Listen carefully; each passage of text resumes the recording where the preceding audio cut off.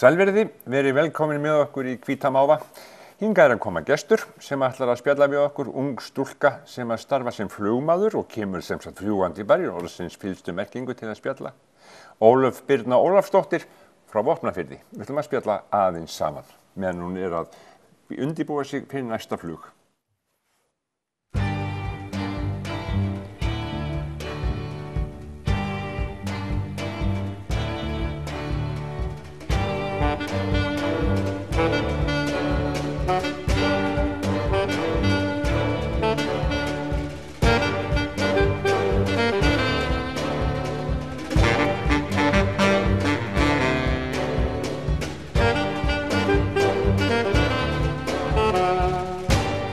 Þá Ólöf Birna sest hérna, hún ekki í flugmannabúningum. Velkomin. Takk fyrir. Á ég að segja Ólöf Birna Ólafsdóttir flugmaður eða flugkona?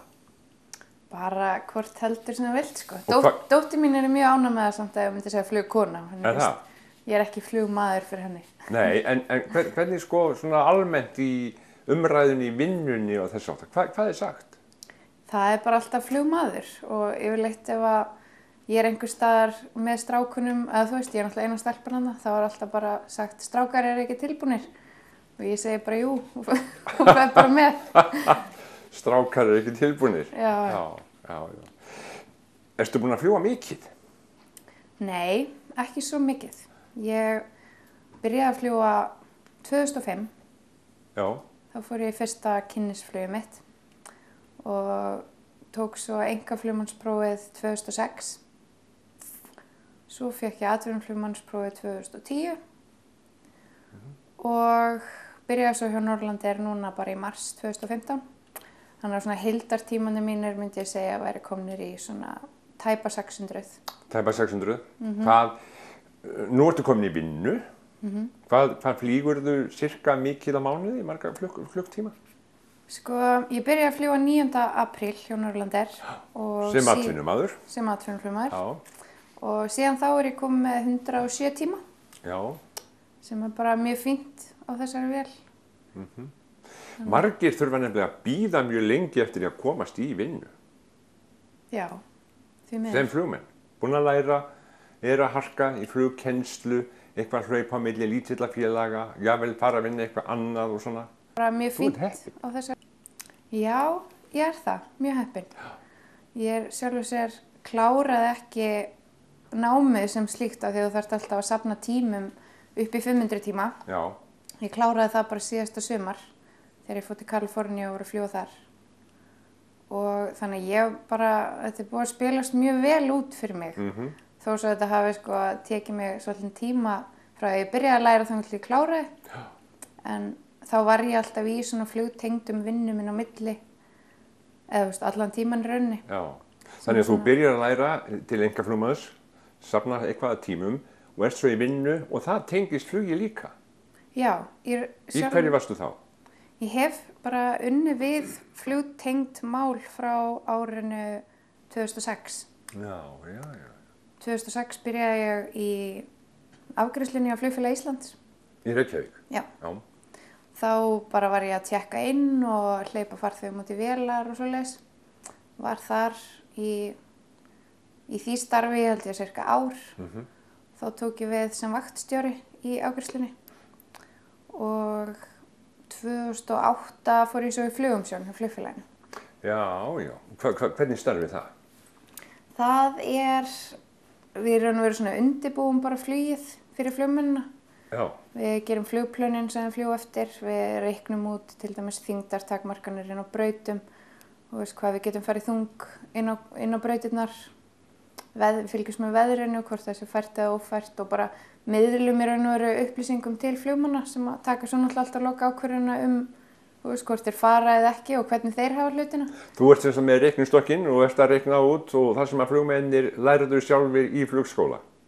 Já, svolítið svoleiðis. Var ekki það? Varstu þá ekki að nýta þá kunnáttu sem þú hafðir úr flugskólanum til að byrja með? Jú, algjörlega. Og þetta nú bara svona forvinna upplýsinga fyrir flugmennina. Þú veist, að reyna bara að hafa sem mest klárt fyrir þá og síja út þær upplýsingar sem eru mikilvægastar og svoleiðis. Og það var náttúrulega rosalega góður skóli fyrir mig. Það kenndi mér ótrúlega margt sem að kemur sér rosalega vel í dag þegar ég er farin að fljúga sjálf. En sko, varstu samt alltaf að fljúga líka? Varstu að vinna, safnaði fyrir flugtímum, fljúga og var lífið hjá þér þannig? Já, það var þannig sko. Ég er var að vinna bara vaktavinnu hjá flugfélaginu og þá dagar sem ég var ekki að vinna þá flög ég, fór í tíma hjá kennurum og svoleiðis og bara gerði þetta svolítið svoleiðis. Ég vann alltaf rosa mikið með, safnaði með pening. Þetta er dugleg? Já, ég held það bara. Já. Ég reyni það allavega. En varstu alltaf ákveðin í þessu að sko, eftir þú kemst í tæri við flugið að þá ætlaður að fara alla leið? Já. Það kom ekkert annað til greina? Nei, ekki eftir að ég ákvað það að verða flugmaður. Þá hefur það náttúrulega bara verið draumurinn og markmiðið mitt.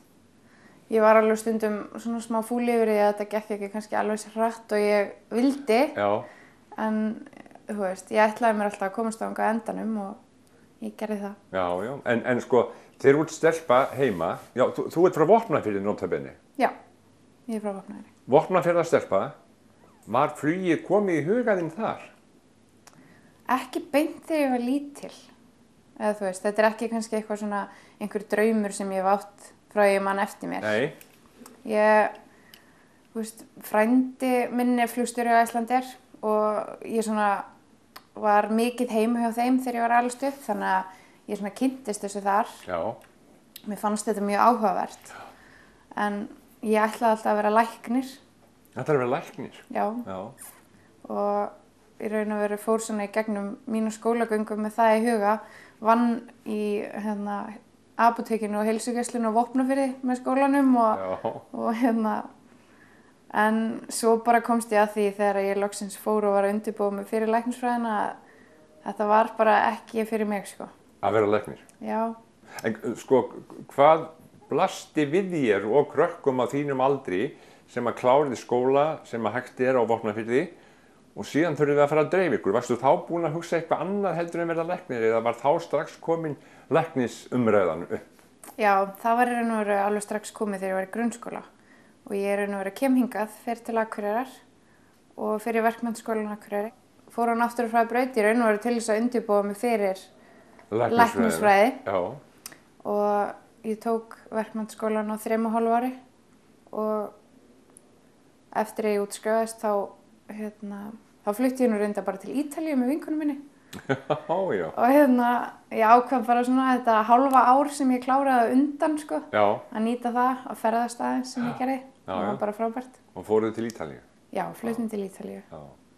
Og eftir það kem ég heim og fer í lífefnafræði við Háskóla Íslands. Til þess að undirbúa mig fyrir læknisfræði. Já. Og þar fattaði ég að þetta var ekki það sem mig langaði til þess að gera. Nei. Þú bara fannst það? Já, ég fann það. Og í raun og veru var það svolítið erfitt að finna það. Og þarna kannski í fyrsta skipti þurfti ég að standa virkilega með sjálfur mér. Hringja bara í mamma og pappa og segja, herri, ég er hætt í háskólanum. Af því að það var ekki mjög líkt mér, þú veist, hvað skóla var þar. Og ég hringdi bara og sagði að ég væri hætt í háskólanum. Ég ætlaði ekki að halda áfram. Hvaða hljóð kom frá Vopnafirði þá? Ég hringdi nú ekki bara og sagði að ég ætlaði að hætta, heldur hringdi ég, sagðist að ætlaði að hætta og sagði þeim hvað ég ætlaði svo að fara að gera. Já. Var það flugið komið inn? Já. Já. Þá í raun og veru sem að var mjög svona tilviljanakennt að pabbi minn var í miklum viðskiptum við Flugfélag Íslands, flög mikið á milli út af vinnu og svoleiðis. Og hann fékk leikhúsmiða hjá flugfélaginu og hann hringir í mig þegar þetta var allt sem hann í gangi í höfðun á mér að hætta í háskólanum og svoleiðis og segir við mig, viltu fara og sækja 2 leikhúsmiða til flugfélagsins sem þú mátt svo eiga?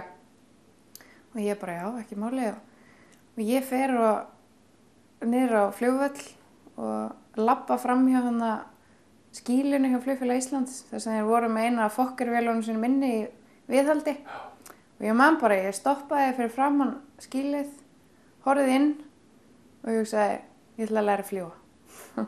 Þannig að... Var þetta svona? Já, þú veist, þetta hafði alltaf blundað í mér, sko, þú veist, mér fannst þetta áhugavert og skemmtilegt og svoleiðis. En þú veist, þarna bara fann ég bara, þetta það sem ég ætla að gera. Þannig að það í rauninni pabbaðinum að kenna að þú ert ekki héraðslæknir eða heilsugæslulæknir á Vopnafirði. Já, eiginlega. Já. Og hann hefur grínaðist oft með það sko í gegnum flugnámið að hann hefði aldrei átt að senda mig eftir þessum bölvuðu leikhúsmiðum. en ég held að hann sé mjög glaður í dag en hann hafi gert það. Já, ég get nú vel ímyndað mér það. Þegar maður komin á áfangastað og allt bara gengur upp. Já. En þú ert nú að byrja í rauninni hjá svona tiltölulega litlu félagi. Já. Hvernig flugvélum flýgur þú? Ég flýg King Air. Það er mikil vél. Það er rosalega skemmtileg vél. Hörku vél, hraðfleyg og... Dugleg. Það er mjög skemmtilegt. Já. Þú situr í hægra sætinu yfirleitt núna? Ég sit í hægra sætinu, já. Já. Hvenær ferðu yfir í vinstra? Það fer bara eftir ýmsu. Maður þarf náttúrulega að vera með ákveðið marga tíma á vélina. Já. Og svo náttúrulega bara vera talin hæfur af flugfélaginu til þess að vera flugstjóri líka. Ertu þá sett í próf? Ég veit reyndar ekki alveg hvernig það hjá Norrlandi en yfirleitt það þannig að þú þarft að fara í eitthvað svona hæfnismat til þess að þú fáir flugstjórastöðu. Það er ekki alveg gefins. Nei. Hvert var fyrsta flugið þitt? Þegar þú varst orðinn atvinnumaður, komin í jakka með húfu og allt. Hvert fórstu fyrst? Ég fór fyrst til Vopnafjarðar. Nei. Jú. Já. Var það skipulagt heldur frá þeim eða? Nei, ég held ekki sko. Ég held að þetta hafi bara komið svona upp. Já. Og það var rosalega skemmtilegt og það er eiginlega dagur sem ég held ég aldrei eftir að gleyma. Var tekið á móti þér? Já, það var gert. Nú, var hátíðlegt alveg? Þetta var eiginlega, þeir eru búin að gera smá grín að þessu sko. Þetta sé svona önnur hátíðlegasta athöfnin á Vopnafjarðarflugvél eftir að Linda P. mætti þangað. Þannig að það var rosa skemmtilegt. En segðu mér sko, þú varst þarna í flugumsjóninni. Já. Og þú sagðist hafa unnið meira flugtengt, hvað var það? Ég var semst hjá flugfélaginu frá 2006 til 2012. Og svo náttúrulega eignaðist ég stelpuna mína árið 2010. Hvað heitir hún? Hún heitir Emilía Dís. Og hvað er hún gömul? Hún er orðin 5 ára í dag. Flýgurðu með hana? Ég hef ekki flogið með hana ennþá. En það er á stefnuskránni. En já, ég sem sagt eignaðist hana 2010 og þá, ég var náttúrulega fljótt bara ein með hana og þá var það ekki alveg að ganga upp að vera að vinna næturvinnu og svo lesi á flugfélaginu. Þannig ég fór svona aðeins að svipast og fékk þá vinnu hjá Air Atlanta flugfélaginu. Og ég byrjaði þar bara að stúsast í handbókum og skrifa þær fyrir þá og handbækur flugmanna og þess áttar? Já, og bara svona flugrekstrar handbækur og svoleiðis. Og stoppaði nú reyndar stutt við því starfi þá því að ég fékk svo annað starf innan Atlanta bara ári síðar, eða valla ári síðar. Og þá tók ég við gæðamálum flugrekstrardeildarinnar. Og í hverju fólst það? Það er í raun og veru að fylgjast bara með því að flugfélagið uppfylli þær kröfur sem gerðar eru til þess. Svona reglugerðar kröfur og aðrar kröfur sem að flugfélagið setur sér sjálft. Já, þá bara líka með sko tímasetningar og þjónustu og útlit og allt svoleiðis. Þetta er meira svona kröfur hvað varðar, flugöryggi, svona þannig kröfur. Já. Þetta er svona, ég fór í svona úttektir til að sjá að flugin væri gerð eftir handbókinni, flugmennirnir væri að vinna eftir þeim reglum og kröfum sem settur á þá. Bæði þá sem flugfélagið sjálft gerir og eins og ég segi reglugerðir, bara reglugerðar heimurinn, EASA og svoleiðis. Já, reglugerðar heimurinn, það er akkurat það sem er. Já. En Ólöf, þú kemur, kornung stúlka frá Íslandi, ljóshærð, falleg stúlka og kemur og ferða svona kafa onni hvort að flugmenni geri eins og á að gera. Hvernig var þessu tekið? Bara mjög vel. Aha. Já, ég skal alveg viðurkenna það samt svona fyrst þegar ég byrjaði í þessu starfi að þá, ég fann alveg fyrir því að það var kannski stundum svona litið á mig og kannski... Stelpan. Já, en fyrir mitt leyti þá bara ákveði það með sjálfur mér að þú þarft bara að sanna þig. Þú þarft bara að sýna fólki að þú veist hvað þú ert að tala. Og það náttúrulega bara krefst þess að þú þarft að leggja á þig og þú þarft bara að læra og lesa og kynna þér hlutina. Var þetta skemmtilegt? Já, mér finnst það mjög. Þetta er samt alveg hlutur sem að það er ekkert öllum sem finnst þetta skemmtilegt. Nei, þetta er dálítið með svona mikið pappísvesen. Já, en ég er samt bara smá þannig típa sko að ég er smá svona rúðustrikuð. Og mér finnst gaman á svona hlutum, þú veist. Já, þér finnst það? Kafa svona inn í hluti, hvernig er eiga að vera, hvort að við séum að gera hlutina eins og við eigum að vera að gera þá og ef ekki, hvað getum við gert til þess að breyta því á einhvern góðan hátt. Og þannig að þetta gæða starfið átti rosalega vel við mig. En sastu þá bara við skrifborð upp í Kópavogi og fórst yfir þetta eða þurftur að fara og skoða starfsstöðvar og fylgjast með og... Já, svona allur undirbúningur og svoleiðis, það náttúrulega kannski gerði ég bara í Kópavoginum, bara við skrifborðið. Já. Með gleraugun á nefinu. Já. Og en svo náttúrulega til þess að fylgjast með starfseminni þá þurfti ég náttúrulega að ferðast. Og fórstu víða? Já, Atlanta er náttúrulega aðalega að vinna í Sádi-Arabíu. Ég er með flestar vélarnar sínar þar. Já. En svo voru þeir líka með samning við Air Madagascar. Air Madagascar? Já. Er það til? Já. Með spyrmaður. Hvað fluttuð þið fyrir þá?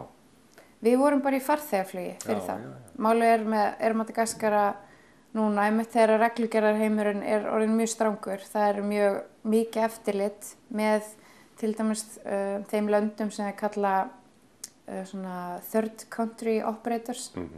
Að þegar þeir koma inn til Evrópu þá þurfa þeir að uppfylla ákveðin skilyrði og Air Madagascar því miður náði ekki að svona uppfylla þær kröfur og þar af leiðandi fær Atlanta samning til þess að fljúga fyrir þá frá Madagascar og upp til Evrópu. Já, fljúga á marga staði í Evrópu? Nei, þetta var bara sem sagt frá Madagascar upp til Frakklands. Já. Á 2 staði. Og þannig að við vorum með það. Fórstu til Madagaskar? Já, ég fór 2 til Madagaskar. Úps. Sem var mjög skemmtilegt. Sko, hvernig er þetta? Áður en ég fór þangað þá náttúrulega vissi ég svo sem ekkert við hverju ég átti að búast. Af því að ég hafði ekkert ferðast mikið í svona löndum. Ég hafði ekki verið í Afríku eða neitt þannig. Já. Þannig að þetta var mjög skemmtileg upplifun og að koma þangað var smá erfitt eiginlega, af því að ég er ekki með stórt hjarta, ég er mjög aumingjagóð og mér fannst það bara erfitt af því að það er rosalega mikið fátækt og bara þegar leið og við komum á flugvöllinn þá sástu bara krakka fyrir utan flugvöllinn, næstu því í engum fötum, ekki í skóm, bara í lörfum einhverjum. Sem að komu strax upp að þér og byrja að toga í jakkaðinn og biðja pening og svoleiðis. Og svo náttúrulega er þetta bara, þetta er rosalega frumstætt. Veginir eru mjög slæmir og... Hvernig er flugvöllurinn? Flugvöllurinn er alveg sæmilegur og náttúrulega uppfyllir þær kröfur sem hann þarf að uppfylla því annars náttúrulega værum við ekki að fljúga þann inn. En það er svo sem ekkert mikið meira en það sko. Ja. Fórstu víðar? Fórstu til marga landa sem að þú hafðir aldrei komið til? Já, ég náttúrulega fór til Sádi-Arabíu, var töluvert þar og í kannski 2 til 3 vikur í senn alltaf. Já. Og ég fór til Íran og Egyptalands og ég fór út allt eiginlega. Já. En hvernig var svo þegar þú ferð á þessa staði, dvelur hérna kannski 2-3 vikur eins og í Sádi-Arabíu eða þú fer til Íran og svo kemur heim. Hvernig er hægt að bera þetta saman eitthvað? Nei, eiginlega ekki. Ég var náttúrulega, þetta var líka svo margt mismunandi sko. Ég var í ágúst í Sádi-Arabíu í Búrku, þar sem var allt falið bara nema andlitið á mér og í 40 stiga hita. 40 og fór yfir 40, alveg 42-3 gráður og þá kom ég heim og bara þakkaði Guði fyrir 8 stigin sko. Og svo náttúrulega þegar maður var í Madagaskar þegar maður sá hvernig aðstæður þetta fólk var að lifa við þá kom ég bara heim og í dágóðan tíma sett ég bara í þvottavélina og þurrkarann og sagði ekki múkk og kvartaði ekki neitt og þú veist, maður bara áttaði sig svolítið á því hversu gott maður hefur það. Þó sem maður, þú veist, vilji svo gleyma því inn á milli. Já. Þannig En hvað var svona merkilegast fannst þér við að koma á svona staði? Sem að við svona heimsækjum ekki almennt? Sko merkilegast fyrir mér fannst mér bara svona, bara fá að upplifa þeirra raunveruleika, þeirra heim í raunveru. En þú gekkst inn í þeirra heim, þú gengur í búrku, þú ert með slæðu eða jafnvel net fyrir. Hvernig fannst þér það? Auðvitað er þetta náttúrulega eitthvað sem maður er ekki sammála. Þú veist, mér fannst ekki skemmtilegt að fara í þetta og þurfa að fela á mér hárið og svoleiðis. En þú veist, fyrir mitt leyti var það bara þannig að komandi þarna í þennan stuttu tíma að þú veist, maður þurfti bara svolítið að reyna að bera virðingu fyrir þeirra lifnaðarháttum einhvern veginn. Hver keypti búrkuna á þig? Keyptir það sjálf? Nei, ég fekk búrku hjá Atlanta. Já. En það er mikilvægt fyrir fyrirtæki eins og Atlanta að þeirra starfsmenn fari eftir þeim reglum sem að settar eru til dæmis í Sádi-Arabíu því að þetta er náttúrulega stór kunni og ef við færum að vera með einhverju svona uppreisn og ætla að gera hlutin einhvern veginn öðruvísi þá geti það náttúrulega bara komið niður á fyrirtækinu. Já. Maður hugsaði það náttúrulega líka. Já. Þurftið þú að hafa áhyggjur af svoleiðislutum líka? Varst þú að fylgjast með því? Nei, ekkert þannig sko. Nei, það er bara hver vil sem á að passa sig varðandi það. Já, og ég þurfti náttúrulega að fara á fundi til dæmis hjá Saudi Arabian Airlines. Já, í búrku. Í búrku. Og það var enda mjög fyndið sko að í mínu starfi þá voru náttúrulega gæðafundir og annað hjá þeim sem að ég átti fullt erindi á. En það þurfti alltaf að biðja leyfi til þess að ég mætti mæta á fundina því ég var kona. Já. Svo mætti ég á fundin í búrkunni og með möppuna mína og pennan og þvílíkt tilbúin í að takast á við þetta og þá var ég stoppuð áður en ég fór inn í fundarherbergið og þar var ég vinsamlegast beðin að tala ekki og ekki horfa á neinn. Þannig ég hugsaði með mér að hvaða erindi ég ætti eiginlega á þennan fundi ef ég mætti ekki tala og ekki horfa á neinn. Voru ekki fleira fólk frá Atlanta með þér eða? Það voru 2 karlmenn með mér frá Atlanta. Já. Þeir máttu tala. Já. En ég var eina konan og var eina manneskjan inn í herberginu sem mátti ekki tala. Þannig að Litu þeir þá bara þannig á að þú nánast værir ekki þarna? Þeir tók alveg eftir mér, sko. Já. Þó svo ég hef ekki mátt horfa á þá tók ég alveg eftir að þeir horfa á mig.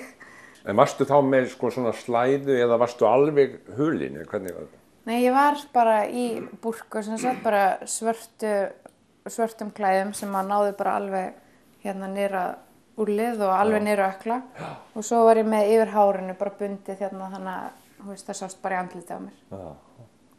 Þeim hefur lítist við á þig? Þeim hefur allavega fundist þetta smá tilbreyting að fá konu með á fundin. Þá svona hafi ekki mátt tala. En hvernig lauk fundinu? Hvernig kvöddu þeir þig eða hvernig var þetta? Nei, sumir gerðu það. Þegar sumir svona kannski kinkuðu kolli í áttina af mér en það tók enginn í hendina á mér eða það eiginlega svona viðurkenndi þannig sé enginn að ég hafi verið þarna. Já, þetta er merkilegt. Já, þetta er öðruvísi og ég er mjög fegin að, fá að búa í Íslandi og bara mega segja það sem ég finnst. Ólöf, fjölskylda? Já. Ég glemdi að tala um það. Já. Þú varst litlu stelpuna, en svona fjölskylda þín, hvernig er staðan á því? En sem að segja, ertu á lausu? Já, ég er á lausu. Ég er á lausu. Og þú átt einkennisbúning? Já. Það gæti verið áhugavert. En við ég og Emilía Dís, við búum bara saman upp í Naustahverfinu og erum bara mjög glaðar með það. Og gengur þetta vel? Já, það gerir það. Þú þarft að koma stöpunni þinn í leikskóla og skóla og þess aftar og svona rennur þetta mjúklega saman? Já, það gerir það sko. Og sérstaklega náttúrulega er þetta gott fyrirtæki fyrir mig til þess að vinna hjá. Þetta er mjög fjölskylduvænt Ég þarf ekki að fara í marga vikur í burtu eins og ef ég væri að fljúga fyrir Atlanta eða eitthvað svoleiðis. Þannig að þetta bara frábært fyrir mig að hafa fengið tækifæri til þess að komast hingað. Komstu með eitthvað til þess að sýna mér?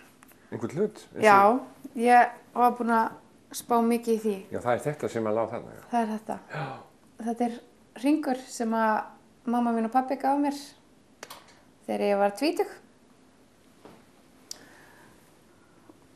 Ég held að þetta sé svona... Silfurhringur, fallegur. Vistu hvað smíða það? Hann var smíðar hérna á Akureyri. Já. Ég man reyndar ekki hvað fyrirtækið heitir. Gengur með hann? Já. Flýgur með hann? Já. Flýgur hann vel? Hann flýgur vel, já. Já, það? Já. Þetta fallegur hringur og hann fylgir þér? Já, takk. Hvernig framtíðin? Ég reyna bara að taka hvern dag fyrir sig, einn dag í einu. Já. Og ég hjá fyrirtæki núna sem mjög ánægð hjá, gott fólk, gott fyrirtæki og gerir mig kleift að sinna barninu mínu af heilum hug. Já. Og fullt af tækifærum þar innan hús líka. Og í dag ég ekki með neina drauma það að fara á þotu eða fara eitthvað annað í raun og veru. Sérðu þig fyrir þér upp í flugstjórnarklefa á Boeing 747 eða Airbus 380 eða einhverju slíku? Já, ég sé mig alveg fyrir mig það. Já, og þú verður alveg til í það? Já, ég veit alveg ef það væri það sem mig langar og ef ég myndi sækjast eftir því og leggja á mig það sem þarf til þess að ná því þá get ég það alveg. En ég er ánægð þar sem ég er í dag og bara er að einbeita mér að því að ná fleiri tímum á vélina og þroskast og þróast sem flugmaður hér og svo bara veit maður aldrei hvað verður svo sem. Ólöf, ein mynd í lokin?